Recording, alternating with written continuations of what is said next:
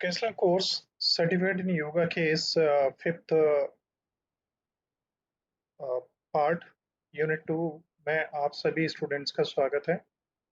और जैसा कि आप सभी को पता है, आपके पास में सर्टिफिकेट इन योगा पेपर है और उसकी वोकेशनल क्लासेस की ऑनलाइन क्लासेस हैं। और इसमें फर्स्ट यूनिट को हम सक्सेसफुली कंप्लीट कर चुके हैं। सेकेंड यूनिट में आप सभी को मालूम है काफ़ी सारे योगास हैं, लगभग 32-33, जिनमें से लगभग डेली हम करीब करीब 3 योगास को कंप्लीट करने की कोशिश करते हैं और फिर उनमें से जितने कवर हो जाएं।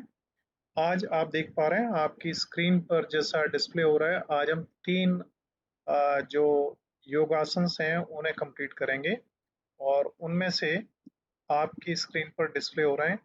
एक पहला चक्रासन, वक्रासन और एक जानु शीर्षासन। चक्रासन से पहले इस तरीके का कोई आसन आप लोगों ने पढ़ा है ना? नाम मालूम है ना? Yes sir. अद्र चक्रासन। Ardha Chakrasana, yes, good. और वक्रासन, वक्रासन का मतलब क्या होता है? अभी आपने नहीं पढ़ा है? वृक्ष वाला आसन, नहीं, आसन। वृक्षासन कल था, वो अलग था, वो वृक्षासन था, ये वक्र है। वक्र किसको कहते हैं मालूम है? इंग्लिश में उसको कर्व कहते हैं। सर्कल। यस, कर्व मीन्स क्या होता है? कर्व, मुड़ा हुआ सर, थोड़ा मुड़ा हुआ, जगह जगह से मोड़ना। और जानु शीर्षासन, जानु क्या होता है? आपने इससे पहले ज्ञान के बारे में पढ़ा था ना, ज्ञान की स्पेलिंग क्या थी? JANANE। JNANE, yes. और यहाँ पे JNANU, तो इसको ज्ञानु तो नहीं कहेंगे, जानु शीर्षासन कहेंगे। जानु मीन्स होता है आपकी जो नीज हैं, घुटने हैं, है ना, उसको।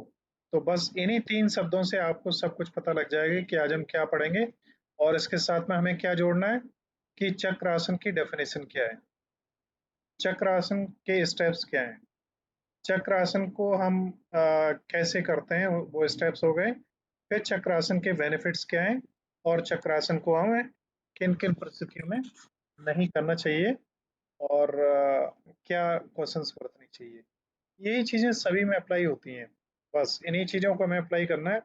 आपको पढ़ने के बाद ये लगेगा कि ये सब कुछ इतना सरल था, कुछ याद रखने की ज़रूरत नहीं, कुछ चीज़ पता करने की ज़रूरत नहीं है। तो आपकी पढ़ाई बड़ी सिंपल हो जाएगी। मैं और भी सब्जेक्ट्स आपके ले सकता हूँ जो आपको पढ़ा सकता हूँ अगर आप इंटरेस्ट रखेंगे। और आपको लगेगा पढ़ाई जो आपको इतनी कठिन लगती थी वो बहुत सरल है और बहुत अच्छी है। हम आगे बढ़ते हैं। कोई क्वेश्चन है यहाँ पे हो तो अभी आप पूछ सकते हैं, फिर हम आगे बढ़ते हैं। Any question? No. So I am just proceeding now. देखिए, ये है चक्रासन। इससे पहले आपने पढ़ा था अर्ध चक्रासन। तो अर्ध चक्रासन का मतलब होता है जिसमें आधा गोला बने, पूरा चक्र न बने, और ये चक्रासन है। तो चक्रासन का मतलब है जिसमें पूरा का पूरा लगभग चक्र बन जाए। और इस तरीके से जैसे यहाँ पे आप देख पा रहे हैं, एक चक्र के रूप में। और इसमें एक मिनट में जरा इसको एनोटेट भी कर रहा हूँ साथ में। तो देखिए, अगर हम एक गोला बनाए तो ये लगभग एक गोला बन रहा है, ठीक है ना? तो इसको हम चक्र आसन कहते हैं। वैसे इनफैक्ट चक्र और ओवल में क्या डिफरेंस होता है, सर्कल और ओवल में बताइए। सर्कल और ओवल में जो डायमीटर है वो इक्वल नहीं होता, है ना? ये आगे बना हुआ है, ये ओवल है और ये सर्कल है अंदर वाला। तो व्हील पोज में कोशिश ये होती है कि पूरा सर्कल्ड हो, लेकिन पूरी तरीके से सर्कल्ड नहीं हो सकता, then that does not means. और अर्ध चक्रासन में आपने कल देखा था कि सीधे खड़े होके यहाँ से हम अपने आप को बेंड कर सकते थे जितने कर सकते थे, लेकिन इन हाथों को जमीन पे नहीं लगाते थे, है ना? तो ये डिफरेंस है अर्ध चक्रासन और चक्रासन में। हम लोग आगे बढ़ते हैं। नेक्स्ट में चक्रासन व्हील पोज है क्या? तो चक्र आसन or wheel pose is a full body asana where one curve the spine to do a backward bend. तो चक्रासन क्या है, इसको व्हील पोज भी कहते हैं। इसमें करने वाला व्यक्ति क्या करता है, अपनी स्पाइन को पूरी तरीके से और बॉडी को पीछे की तरफ झुकाता है और इससे हाथों को जमीन पर लगाने के बाद शरीर एक गोलाकार में आ जाती है, इसीलिए इस आसन को चक्र आसन कहा जाता है। और इससे क्या होता है, हमारी बैकबोन को, चेस्ट को, स्टमक मसल्स को, थाइस को, पेल्विक रीजन्स को और हमारी आर्म्स को, हमारे नेक को, इन सभी की एक्सरसाइज एक बेहतर एक्सरसाइज हो जाती है। इसको ऊर्ध्व धनुरासन भी कहते हैं। ऊर्ध्व धनुरासन क्या होता है मालूम है? देखो ये धनुष के समान होता है, ये धनुष है एक तरीके से। अगर आप इसको देखेंगे तो हम इसमें क्या करें, धनुष में क्या होता है कि यहाँ से लेके यहाँ तक, सॉरी देखिए धनुष में क्या होता है कि हम सिंपली, मैं इसको एनोटेट कर रहा हूँ अभी आपको, सॉरी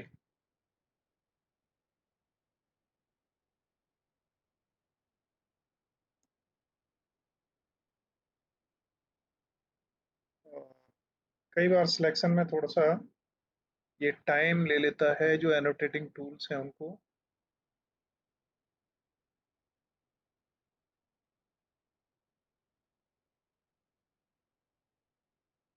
देखिए ये जो है, इसको अगर हम ऐसे मिला दें और यहाँ पे हम क्या करें, तीर लगाएं, इसका तीर बन रहा है, ये तीर कुछ ऐसा होगा, हम यहाँ से लें, ठीक है। एनोटेशन में कई बार कुछ प्रॉब्लम्स आया करती हैं जो कुछ ऑटोमेटिकली ये इनका कोई कंट्रोल सेंटर लगता नहीं है कि होता क्या है।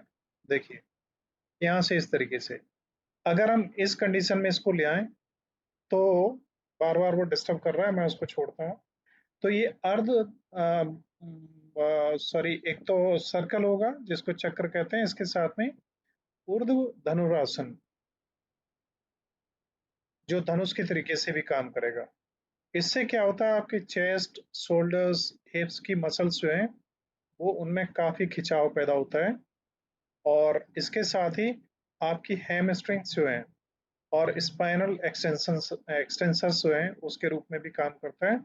इसके साथ में व्हील पोज जो है आपकी स्पाइन की फ्लेक्सिबिलिटी को भी बेहतर बनाता है।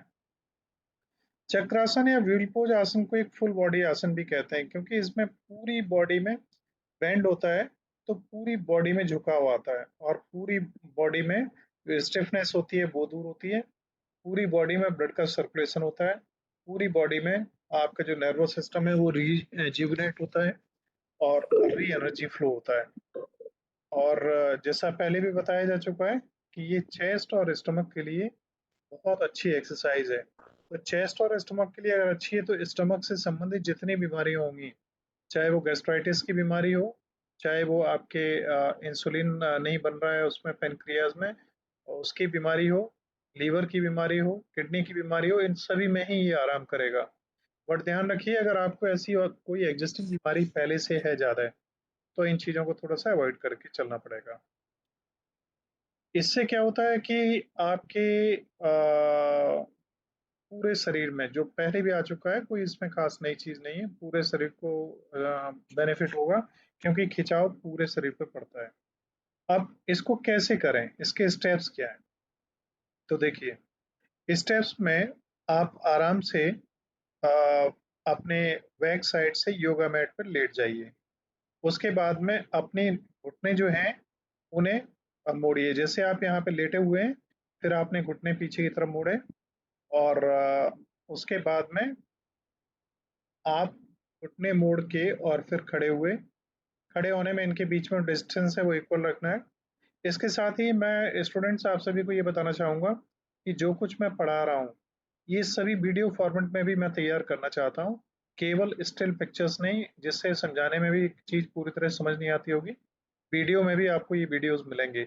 मैं कोशिश करता हूँ कि इसी सेशन में ये तैयार हो पाए और बहुत ही प्रोफेशनल वीडियोस होंगे जो आपको और भी चीज़ों को क्लियर कर पाएंगे। ठीक है। हैंड प्लेसमेंट में क्या करना है कि bend your elbows and place your palms on the mat besides your head, fingers pointing towards your shoulders। तो अब आपको पीछे की तरफ बेंड होके हाथों को इस तरीके से रखना है जिसमें आपकी जो पाम्स हैं वो पीछे की तरफ मुड़ी हुई हैं और इनकी जो पॉइंटिंग है वो आपकी पैरों की जो एल्बोज हैं उनकी तरफ होनी चाहिए और आपका सिर इन दोनों हाथों के बीच में होना चाहिए। आपकी जो आईज हैं वो किसी पॉइंट को गेज करती हुई होनी चाहिए, किसी पॉइंट की तरफ गहराई से घूरती हुई देखती हुई होनी चाहिए। नेक्स्ट हम आगे बढ़ते हैं। तो लिफ्टिंग द हिप्स। अब यहाँ पे आपको क्या करना है, press into your palms and lift your hips. जैसे आप लेटे हुए थे, लेटे हुए पोजीशन में आपने पैर ऐसे किए, ये कि उसके बाद में आपने हिप्स को ऊपर उठाना स्टार्ट किया। Engage your legs and draw your shoulders blades towards each other. इसके साथ ही पैरों पे आपको वजन लाना है, हाथों पे वजन लाना है। शोल्डर्स के बीच के ये जो ब्लेड्स हैं इनको आपको क्या करके रखना है, थोड़ा सा खींच के रखना है। उसके बाद में स्ट्रेटनिंग योर आर्म्स, अपने हाथों को और सीधा कर लीजिए। जैसे ही अपने हाथों को सीधा करेंगे, पैरों को सीधा करेंगे, इसको थोड़ा सा स्ट्रेच करके रखेंगे, आपकी इस मुद्रा में आप आ जाएंगे। तो ये व्हील पोज कहलाएगा। स्ट्रेट आप अपने हाथों को जितना उठा सकते हैं ऊपर उतना उठाएं, ज़्यादा जबरदस्ती कोशिश न करें। आपका हेड जो है, अगर आप में शुरुआती दौर में प्रॉब्लम हो रही है, आप इसको नहीं उठा पा रहे हैं, सिर को नीचे लगा रहने दीजिए, धीरे धीरे उठाइए। अब इसके इंपॉर्टेंट पॉइंट्स पे एक बार नजर मार लीजिए। Feet हिप्स distance, press all four corners of feet. आपका पैर देखिए कितना बिल्कुल चौकोर रखा हुआ, कतई उठा हुआ नहीं है, कतई टेढ़ा मेढ़ा नहीं है। हाथ भी बिल्कुल वैसे रखे हुए हैं। तो हाथों और पैरों पे पूरा आपका वजन आना चाहिए। Keep knees in line with legs. आपकी लेग्स जो है ना, इनके समानांतर आपकी घुटने होने चाहिए। Inward rotate thighs. अब आपकी जो थाइज हैं वो अंदर की तरफ रोटेट होना चाहिए। Lengthen tail bone. Tail bone जहाँ पे आपकी बैकबोन खत्म हो जाती है वो टेल बोन कहलाती है, ये थोड़ी खिंची हुई हो। हिप्स जो है आपके थोड़े से लिफ्ट हों। चेस्ट आपकी खिंची हुई होनी चाहिए। Gauge between hands. आपकी निगाह जो है ना, हाथों के बीच में से आपने इसको आईज को रखेंगे। Press into mat to lift away from the ground.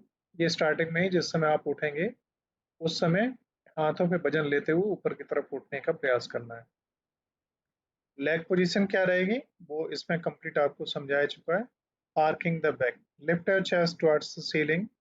आप अपने चेस्ट को छत की तरफ उठाइए और आपकी जो बैक है उसके बीच में होना चाहिए, एक गैप होना चाहिए।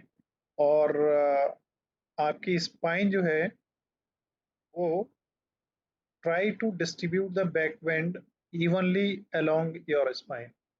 बैक बेंड जो है ना आपकी स्पाइन के पूरे पे अप्लाई होना चाहिए। अगर कोई पर्टिकुलर पार्ट पे आप करेंगे तो अननेसेसरी उस पर काफी बर्डन पड़ेगा, उसको आपको थोड़ा सा ध्यान में रखना है। ठीक है ना। Next, holding the pose. इस पोज को फिर जब तक आप होल्ड करके रख सकते हैं तब तक आप होल्ड करके रखिए। इसका टाइम 15, 20, 25, 30 सेकेंड या 1 मिनट भी हो सकता है, जब तक आप आराम से इसको रख सकते हैं। इसके बाद आप आराम से आप अपने इस जो धड़ है, ट्रंक है आपका, आसानी से इसको हाथों को थोड़ा सा एक्सटेंड करते हुए, पैरों को थोड़ा सा फैलाते हुए आराम से नीचे लाइए और इस पोज को आप रिलीज करिए। रिलीजिंग मुद्रा में आ जाइए यहाँ पे आप, है ना। उसके बाद दोबारा से फिर आपको कोशिश करनी है, जब भी आप दोबारा करना चाहेंगे तो दोबारा से फिर करेंगे। Strengthen the back. इसके बेनिफिट्स सब क्या हैं? तो चक्र आसन के बेनिफिट्स में अब आप जितना लिख पाए, जितना इसमें लिखा हुआ उससे बियॉन्ड जाके भी जितना लिख पाए, क्योंकि ये पूरे शरीर का आसन है तो पूरे शरीर की तमाम सारी जो प्रॉब्लम्स होंगे उन सभी को आराम करेगा। ललित, आपका मैसेज मेरे को प्राप्त हो रहा है, कुछ कहना चाह रहे हैं आप? No sir, no sir. Okay. तो स्ट्रेंथन द बैक। तो आपके बैकबोन को ये शक्ति पहुंचाता है, उसको मजबूत करता है, स्पाइन की मसल्स को बेहतर बनाता है।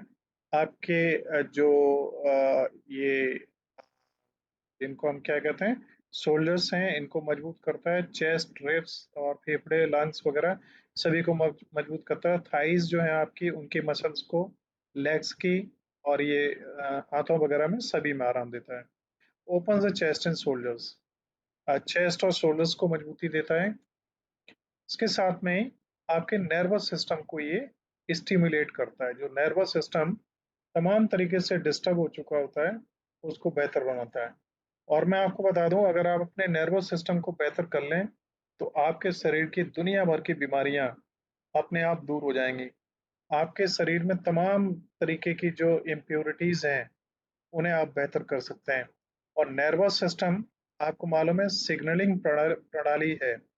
आपके देश में आपकी सड़कों पे अगर जो सिस्टम है ट्रैफिक का, उसमें आपका ट्रैफिक के जो रूल्स हैं वो फॉलो ना हो, और जो लाइट्स हैं और सिग्नलिंग सिस्टम खराब हो जाए, तो आप जानते हैं गाड़ियां सब सही होने के बावजूद कुछ भी नहीं हो पाएगा।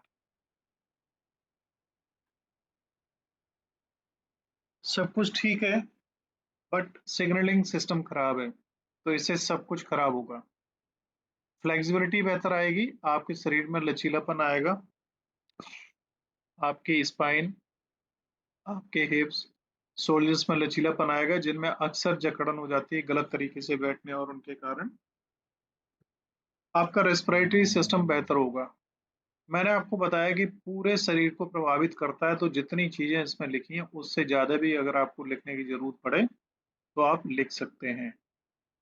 एनर्जी को बूस्ट करेगा, और इसके साथ में आपके आर्म्स और लेग्स को भी मजबूती प्रदान करेगा। तो क्या होता है कि पहले भी मैं कह चुका हूं और बार बार कहता हूं कि आपको बेनिफिट्स और लॉसेस, शरीर के कौन से अंग प्रभावित हो रहे हैं, बस उन्हीं को एक्सप्लेन कर देना है। ठीक है। अब सेफ्टी क्या है, किन चीजों पे आपको ध्यान रखना चाहिए चक्रासन में, है ना।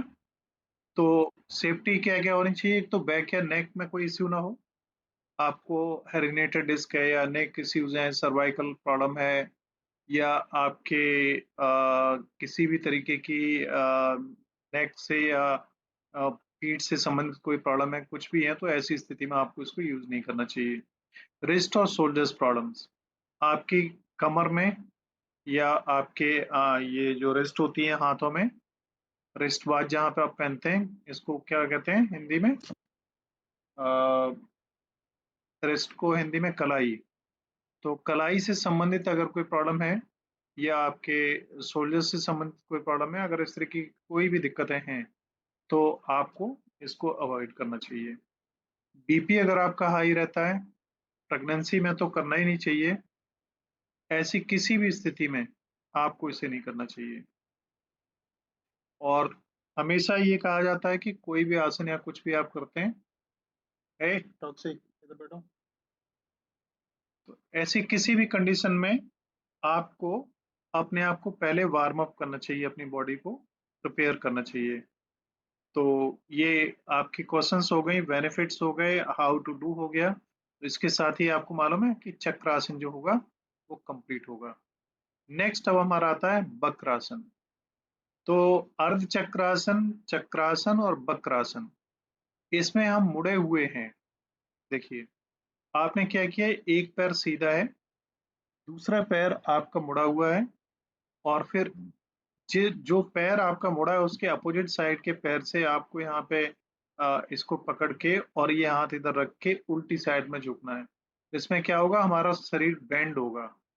तो जो बेंडिंग होती है, वक्र, उसी को ही बोलते हैं, है ना। देखिए, Vakrasana is derived from the Sanskrit vakra and asana, means twisted pose. In Bakrasana, Vakra means twisted and Asana means pose.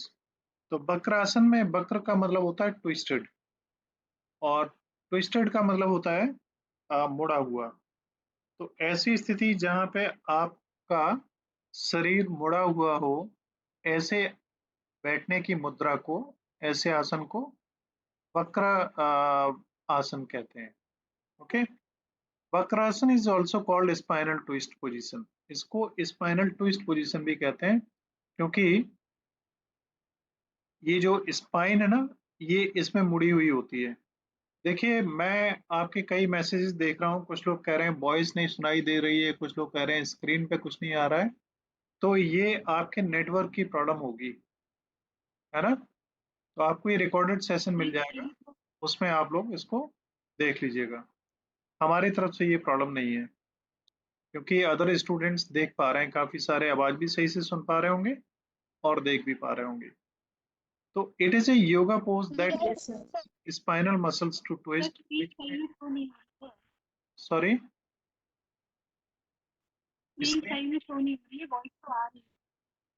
Screen किसी को भी शो नहीं हो रही है क्या? नो सर, स्क्रीन शो हो रही है। हो रही हमें है। तो नहीं आ रही। सर। चलिए, तो मैं आगे बढ़ता हूँ। सर अरे स्क्रीन कहाँ हो रहे? कुछ स्क्रीन शो लोगों हो रही है सर। देखिए, कुछ लोगों को अगर शो नहीं हो रही है तो उनके नेटवर्क की प्रॉब्लम है, इसलिए आप कतई परेशान ना हो। आपको रिकॉर्डेड सेशन ये प्रॉपरली मिल जाएगा। ठीक है, मैं आगे बढ़ता हूँ। वक्रासन में इसकी परिभाषा में इसको ये भी, it is a seated pose where the person practicing it must sit down and slowly twist the back on to the left and then right side to stretch the back muscles. तो पहले left में, फिर right में, फिर left में, फिर right में, इस तरीके से सही करना है। और इसको सीटेड पोज भी कहते हैं। और कुछ पोज स्टैंडिंग पोज होते हैं। आप में से कोई स्टैंडिंग पोज का एक एग्जांपल देंगे? स्टैंडिंग पोज का एक एग्जांपल कोई भी? ताड़ासन। ताड़ासन है, ठीक है। गरुणासन है, सन। और अच्छासन। वृक्षासन है। यस, ये सारे के सारे जो आसन है ना, ये स्टैंडिंग पोज है ना। आगे बढ़ता हूँ मैं। कैसे करें वक्रासन को? तो सबसे पहले आप अपने आप को वार्म अप करें, बॉडी को। अपने योगा मैट पर बैठ जाएं, अपने पैरों को आगे की तरफ मोड़ें। फिर आप क्या करें, बेंड वन नी, एक घुटने को आप इस तरीके से बेंड कर लें। और उसके साथ में इसका जो एसी पोजीशन में आपको आना है। नेक्स्ट है ट्विस्ट टू द राइट। आप, अगर आपका जिस तरीके से आप यहाँ बैठे हुए हैं तो यहाँ पे आपका लेफ्ट पैर पीछे की तरफ बेंड है। अब आपको राइट की तरफ ट्विस्ट होना है, ठीक है। और इसके साथ ही आपने क्या करना है, inhale and lift your arm overhead. आपको सांस लेनी है और अपने पैर को ऊपर की तरफ उठाना है। एज यू एक्सेल, जब आप सांस छोड़ते हैं, ट्विस्ट योर टॉर्सो। तो आपका ये जो ट्रंक है, धड़ है, इसको मोड़िए राइट की तरफ। Bringing your left elbow to the outside of your knee. तो आप एल्बो को अपनी नी के आउटसाइड में लेके आना है, इसको इस तरीके से। Hand placement, place your right hand behind on the floor और ऑन ब्लॉक फॉर सपोर्ट। तो आपका राइट हैंड जो है, इसको आपको किस पे रखना है, आपकी मैट पे, या अगर आपको लगता है कि इसको प्रॉपरली यहाँ तक आप नहीं झुक के ला पा रहे हैं तो यहाँ पे आप कोई ब्लॉक वगैरह रख लीजिए, उसके ऊपर इसको रख लीजिए, ठीक है। Gaze and breathe. अब आपने यहाँ पे जब आप आ गए तो आपको ये आंखों के सामने कोई एक पॉइंट बना लेना है, उसकी तरफ देखना है ना। और इस पोजीशन में आपको अपने आप को रखना है। इसमें कुछ आपको गहरी सांसें लेनी है और छोड़नी है, सांस पे भी ध्यान रखना है। और इस पोजीशन में आने के बाद में आप चाहें तो अपनी आंखों को भी बंद कर सकते हैं। फिर जितनी देर रह सकते हैं उतनी देर रहिए। इसके बाद में आप फिर से रिलैक्स हो जाइए, नॉर्मल हो जाइए, फिर दूसरी साइड को इसी तरीके से करना है। ये इसके स्टेप्स होते हैं। मेंटेन द ट्विस्ट, जब तक आप मेंटेन रख पाए तब तक रखिए। रिलीज एंड रिपीट, आप अपने आप को छोड़िए, आसानी मुद्रा में आ जाइए, फिर एक गहरी सांस लीजिए, उसके बाद में नेक्स्ट साइड से करिए। अब इसके बेनिफिट्स क्या हैं? वक्रासन से आपकी स्पाइन बेहतर होगी, आपके पेट की जो मसल्स हैं, ऑर्गन्स हैं, डाइजेशन है, और उन सभी को आपको बेनिफिट मिलेगा। इसके साथ ही पेट की और बैक की मसल्स के साथ स्पाइन की फ्लेक्सिबिलिटी बढ़ेगी, और फ्लेक्सिबिलिटी बढ़ने से आपको मालूम है सारा का सारा जो स्पाइन में चक्रास, हीलिंग है और तमाम चीजें हैं वो बेहतर होंगी। बैक पेन अगर है तो उसमें आराम मिलेगा, पेट की मसल्स को मजबूती मिलेगी, ब्लड सर्कुलेशन बेहतर होगा, आपका जो शरीर का पोस्चर है वो बेहतर होगा, और आपका डाइजेशन भी बेहतर होगा। तो ये चीजें आप देख ही चुके हैं, और स्ट्रेस में भी आपको रिलीफ मिलेगा, और किडनीज भी स्टिमुलेट होंगी।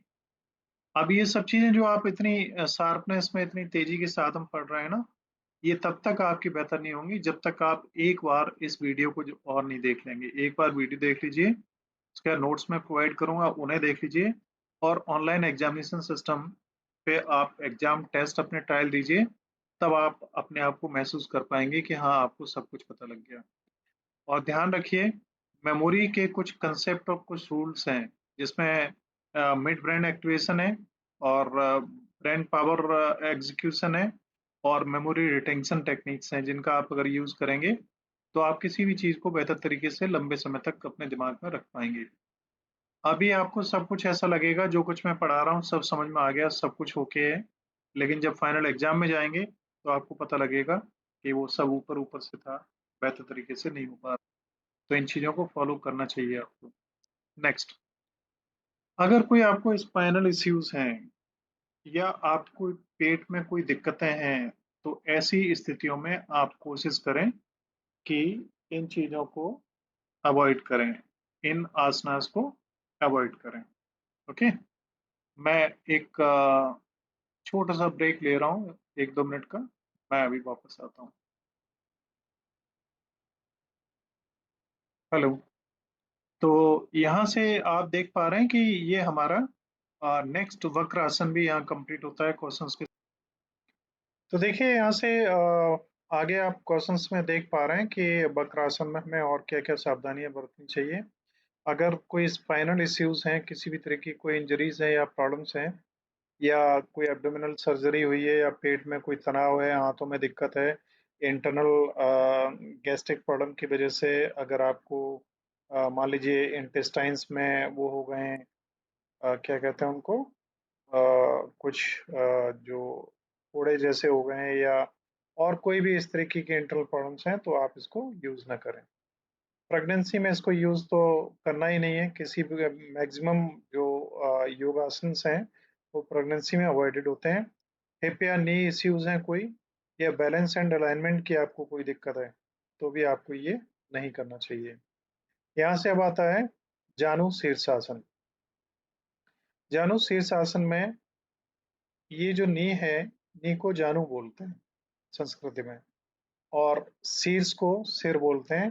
तो आपको अपने घुटने से सिर को मिलाना है इस मुद्रा में। मैक्सिमम लोग इस आसन को करते हैं, और ज्यादातर लोग अपने हाथों से अपने टोस को छू भी नहीं पाते हैं, है ना। तो यहाँ अगर आप में फ्लेक्सिबिलिटी है आपके शरीर में, तो ही आप कर पाएंगे। अदरवाइज कुछ ज्यादातर खाते पीते अच्छे घरों के लोग ऐसे हैं जिनका पेट जरूर यहाँ को थाइस को टच कर सकता है, बाकी की ओर झुकने की उनमें दम होगी नहीं, है ना। तो मैं आगे बढ़ता हूँ। देखिए इसमें क्या करना है कि फर्स्ट में इसकी डेफिनेशन क्या है। तो देखिए जानू मीन्स नी, नाम आप ध्यान कर लीजिए बस, और शीर्ष मीन्स हेड। तो नी और हेड को आपस में मिलाने वाले आसन को जानु शीर्षासन कहते हैं। इसमें आगे की तरफ झुक के आपको किसी भी तरीके से अपने सिर को इससे लगाने की प्रयास करना चाहिए। पहली बारी में पूरा नहीं कर पाते हैं, कोई दिक्कत नहीं है, धीरे धीरे आप इसका प्रयास करें। अगर और इससे फायदे क्या होंगे, आपको डायबिटीज की दिक्कत है, कैंसर है, इरिटेबल बाउल सिंड्रोम है, गैस्ट्राइटिस है, ये सब चीजों में फायदा मिलेगा। लेकिन आप इसको टेबलेट मान के न चलें कि आपने एक आसन कर लिया और आपकी बीमारी ठीक हो गई। ये एक लाइफ का पार्ट है। तो लाइफ का पार्ट का मतलब है लाइफ जब तक चल रही है तब तक इन्हें भी आपको कंटिन्यू रखना है, राइट। नेक्स्ट है, as with any yoga pose it is essential to practice Janu सीसा mindfully with awareness of your body's limitations.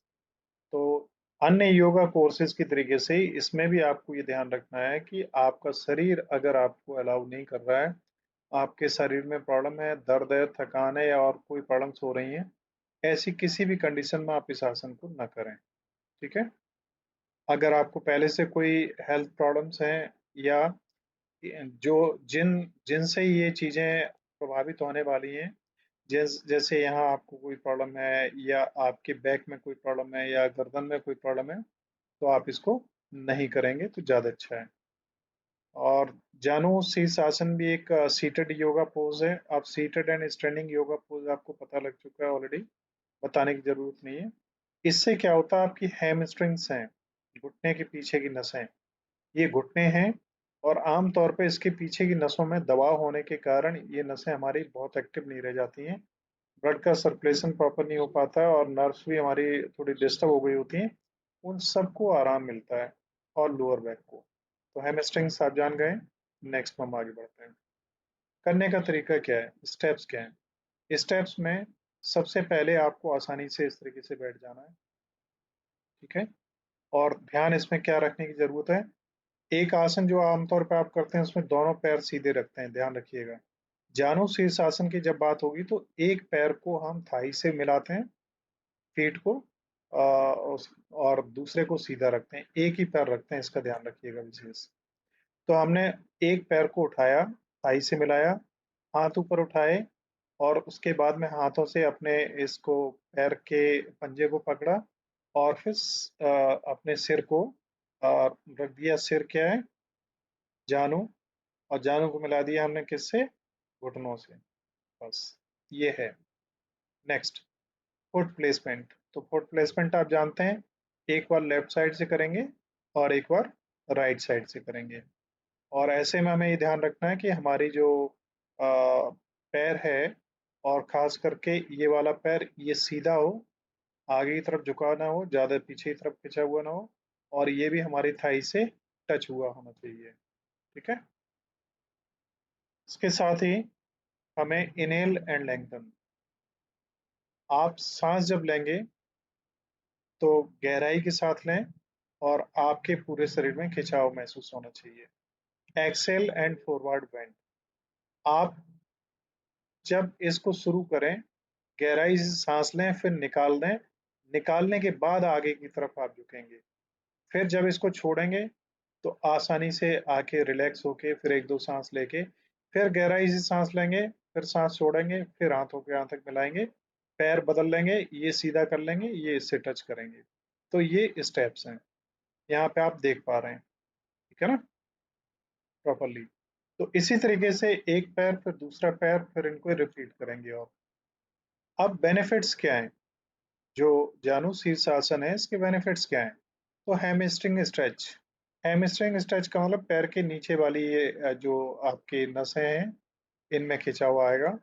इससे क्या होगा कि आपके पैरों में फ्लेक्सिबिलिटी बढ़ेगी, थाइज वगैरह में भी जो दर्द और पेन वगैरह रहता है उसमें आराम मिलेगा। बैक में कोई दर्द और प्रॉब्लम है तो उसमें भी आराम मिलेगा।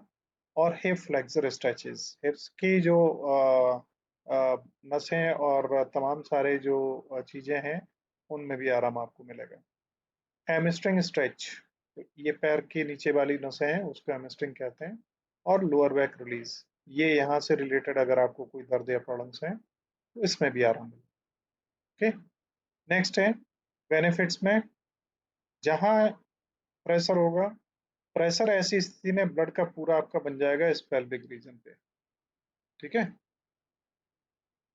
तो ऐसी स्थिति में पेल्विक रीजन में हमारे जो है ना पेट वाला पार्ट आता है, तो उसमें डाइजेशन बेहतर होगा और डाइजेस्टिव डिस्कम्फर्ट अगर कोई है तो वो दूर होगा। आपका माइंड काम होगा, शांति मिलेगी आपको, आपको नर्वस सिस्टम बेहतर होगा।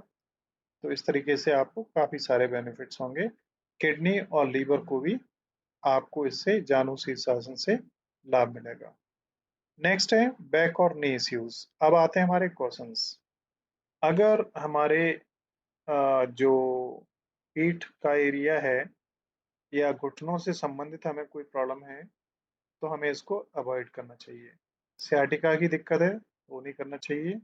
प्रेगनेंसी में है तो नहीं करना चाहिए। अवॉइड स्ट्रेनिंग, जबरदस्ती ज़्यादा खिंचाव नहीं देना चाहिए, जितना ईज़िली आप कर पाएँ, और करना है तो धीरे-धीरे से इसे आपको बढ़ाइए। यूज़ प्रॉप्स, तो ध्यान रखिए ये मैटा योग है, नहीं, योगा मैट है, तो ये भी पतली सी होती है। अच्छा है कि आप कोई क्वेश्चन टाइप की ले लें, उस पे बैठें, तो यहाँ बैक में जो आपके दबाव पड़ता है शरीर के ये पैर के नीचे जो नसें हैं, इन पे दबाव पड़ता है, ये ज़मीन से दबती हैं, तो वो नहीं दबेंगी, उतना ही आपको आराम मिलेगा, उतना ही आराम से आप योगा कर पाएँगे, ठीक है? इसके बाद this is the now time to say thank you. Three asanas which we have already completed in this today's session. So now this is question hour. If you have any question, you can ask me now. Time is also question देखिए। over. It is 8:55. 5 minutes remains to 9. कोई question हो तो पूछ लीजिए।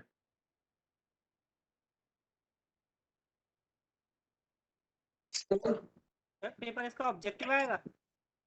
Paper objective होगा, yes, multiple choice and objective.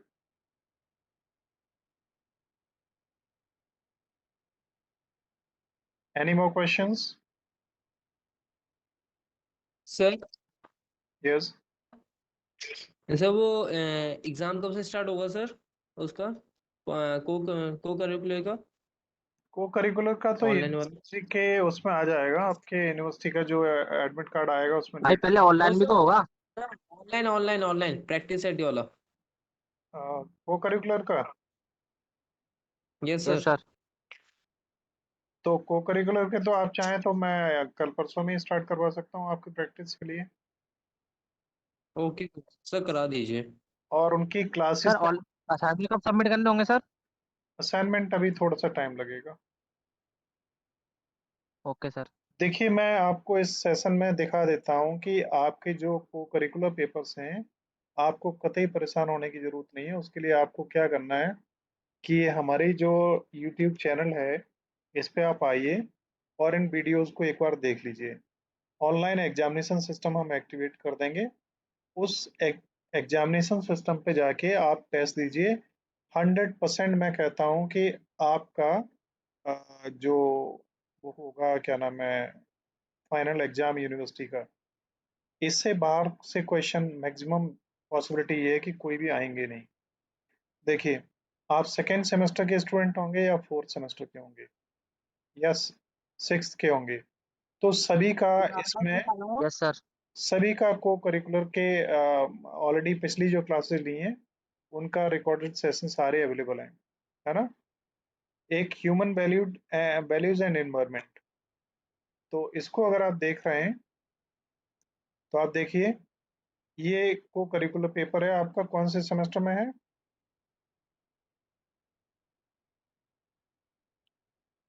क्या भाई? Human values and yes sir. Environment studies कौन से सेमेस्टर में है? थर्ड अ, में। अभी आपका second, fourth and six semester होगा, तो ये जो है ना, human values and environment studies, ये शायद फोर्थ में है।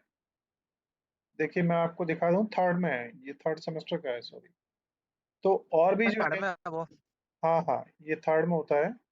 दूसरे भी मैं बता दूं आपको, वो हैं ऑलरेडी बने हुए पड़े हैं, मैं आपको दिखाता हूँ अभी। देखिए प्लेलिस्ट में हम आए, और प्लेलिस्ट में आने के बाद में इसको मैं भी क्लोज कर दे रहा हूँ। यहाँ पे ये ह्यूमन वैल्यूज का था, और वोकेशनल कोर्स सॉफ्ट स्किल्स में ये है, टूरिज्म ये भी वोकेशनल है, और physical education and yoga fourth semester में होगा ना। तो देखिए फिजिकल एजुकेशन एंड योगा के ये सारे वीडियोस हैं, 12 वीडियोस हैं, कोई बहुत ज़्यादा नहीं है। इनमें सब कुछ आपको मिलेगा। अब जैसे ये फर्स्ट है सेमेस्टर का, तो यूनिट 1 पार्ट 1 है, जिसमें मैंने आपको सिलेबस भी दिखाया है कि सिलेबस इनफैक्ट है क्या।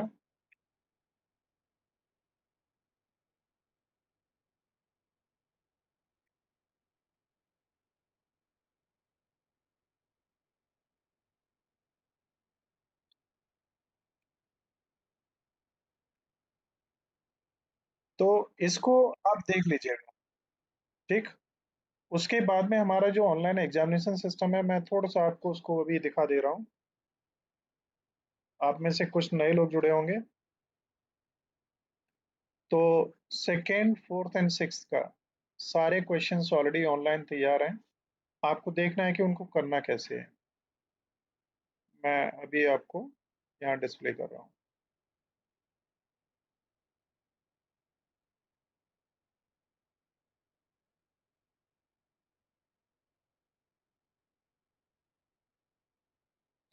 कुछ इंटरनेट भी आज ब्रॉडबैंड स्लो लग रहा है। कोई कोर्स परचेज नहीं करना पड़ेगा विवेक, सभी कुछ फ्री है आपके लिए। और ये उन लोगों को परचेज करना पड़ता है जो आउटर लोग हैं। जैसे आज टुडेज सेल हमारी 2500 रुपये है। कुछ लोगों ने ये पैकेज परचेज किए होंगे और उन्होंने पेमेंट किया होगा। बट वो कॉलेजेस जो हमारे साथ हैं, एमओयू जिनका है, जिनको हम ले रहे हैं, आपका आगरा कॉलेज उसमें से है, उन्हें परचेज करने की ज़रूरत नहीं है। के लिए हम एक कोड दे देंगे, उससे आप अप्लाई करेंगे और वो फ्री हो जाएगा। देखिए, और आप में से मैक्सिमम लोगों का डेटा भी अपलोड हो चुका है मेरे ख्याल में। अब यहाँ पे देखिए, को करिकुलर को हम सर्च करेंगे।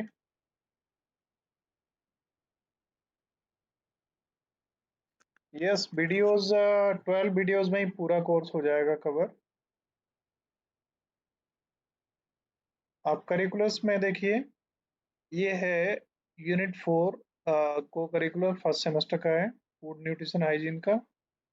और नीचे आप आएंगे, सेमेस्टर 5 का एनालिटिकल स्टडीज का है, सेमेस्टर 1 है, सेमेस्टर 1 है। और ये सेमेस्टर 4 है। देखिए, को करिकुलर री एग्जाम है। और यहाँ पे फोर्थ सेमेस्टर का फिजिकल एजुकेशन एंड योगा का फाइनल एग्जाम का ये रहा, जो पिछले हुए हैं उनका है। तो अभी आपका जो एग्जाम है वो सेकेंड, फोर्थ एंड सिक्स्थ। तो ये सेमेस्टर 2 का को करिकुलर कोर्स का mental health and psychology, second semester का यूनिट 4 है, उसका ये एग्जाम है। तो इस तरीके से अगर हम यहाँ पे देखें, क्वेश्चंस देखिए, क्वेश्चन बैंक हमारा कितना जबरदस्त है। थोड़ा सा स्लो चल रहा है। क्वेश्चन बैंक में मैं आपको दिखाऊं को करिकुलर कोर्सेज।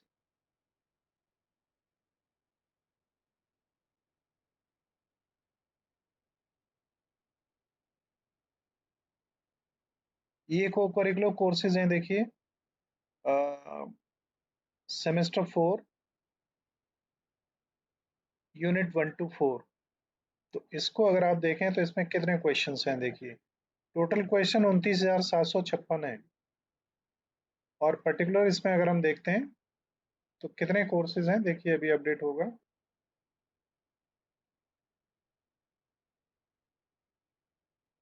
818 क्वेश्चंस हैं। इतने अगर आपने एक दो बार भी नजर डाल लिया तो आपका सब कुछ कंप्लीट हो जाएगा। ठीक है ना। जैसे ये क्वेश्चंस, और अब आप आगे मैं अगले सेशन में रखूंगा, आज टाइम भी ओवर हो रहा है, मैं ज़्यादा इसको खींचना नहीं चाह रहा। कोई क्वेश्चन किसी का हो तो अभी पूछ लीजिए, मैं रिकॉर्डिंग भी यहाँ से ऑफ कर रहा हूँ। So thank you all for joining. If you have any question, you can ask me, and I will start your online examination system from sir ये जो आप स्टेप्स बता रहे हैं सर, इसका वो डला हुआ है क्या? क्या? हेलो। सर ये आप स्टेप्स बता रहे हैं सर, इनका वीडियो डला हुआ है क्या? हाँ, इनके वीडियोस डले हुए हैं, देखो मैं आपको दिखा दूं, वो जरूरी है। आप इन वीडियोस को एक बार जरूर देख लीजिए। अगर आप इन्हें नहीं देखेंगे तो ऑनलाइन एग्जाम्स आप दे नहीं पाएंगे। जगह जगह पे आपको प्रॉब्लम आएगी, बार बार आपको तमाम लोगों से क्वेश्चन करने पड़ेंगे और उसका कोई फायदा नहीं होगा। इसलिए सारे रिकॉर्डेड पड़े हुए हैं। आपको हेल्प करने के लिए लोग अवेलेबल होंगे, लेकिन फिर भी सर उसका लिंक भी दे दीजिएगा। मैं अभी दे दे रहा हूँ और आपको दिखा दे रहा हूँ। देखिए, यहाँ पे आपको क्या करना है, हमने प्लेलिस्ट बनाई हुई है इसीलिए, जो आपको आसानी हो जाए। तो इस प्लेलिस्ट में अब आपको क्या करना है, आपको आ जाना स्टूडेंट सपोर्ट सर्विसेज। तो ये है स्टूडेंट सपोर्ट सर्विसेज। इसमें जब आप आएंगे तो 8-9 वीडियो छोटे छोटे बने पड़े हैं और उनके टॉपिक से ही आपको पता लग जाएगा कि उस वीडियो का क्या मतलब है और उसमें क्या होगा।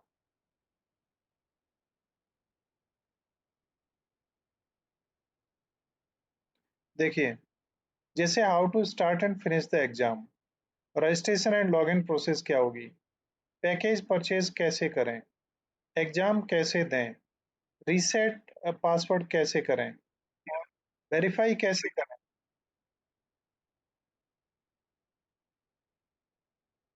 और हाउ टू व्यू रिजल्ट्स, अपने रिजल्ट को कैसे देखें, और जो आपने आंसर लगाया था वो सही था या गलत था कैसे पता करें, online and offline exam date, marking date making system, marking system क्या होगा कैसे होगा वो सब कुछ आपको इसमें पूरे मिल जाएगा। तो इसका जो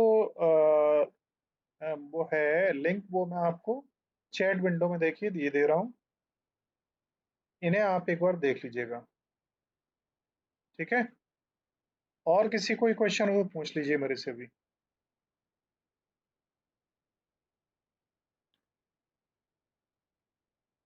और कोई क्वेश्चन तो नहीं किसी का?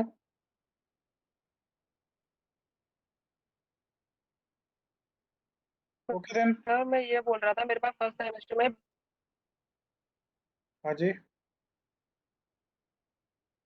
सर मेरे पास फर्स्ट सेमेस्टर में बेसिक कंप्यूटर स्किल्स था, तो मैंने चाणक्य साइट पर पहले से ही लॉगिन है, तो सर मुझे दोबारा लॉगिन करना पड़ेगा नहीं सीवाई नहीं, के लिए?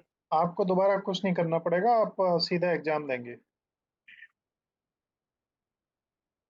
ठीक है। Okay sir. हाँ, और कोई क्वेश्चन किसी का? Okay, thank you sir.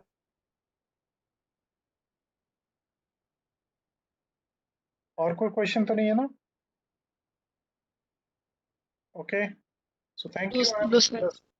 I'm just going to stop the recording from here. If still you have any question, you can ask me.